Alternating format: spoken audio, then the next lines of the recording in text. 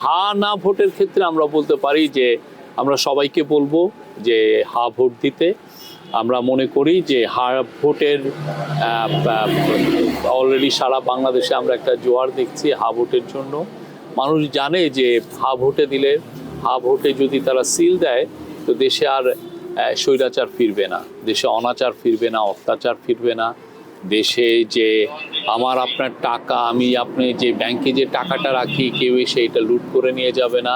আপনার আমার ছোট ভাই, বাবা মা, ভাই বোনদেরকে কেউ গুম করবে না। আমরা এমন একটা শাসন ব্যবস্থা পাবো যেটা মানুষের অধিকারকে অক্ষুণ্ণ রাখে, সমুন্নত রাখে। তো আমরা হা ভোটের কথা বলছি।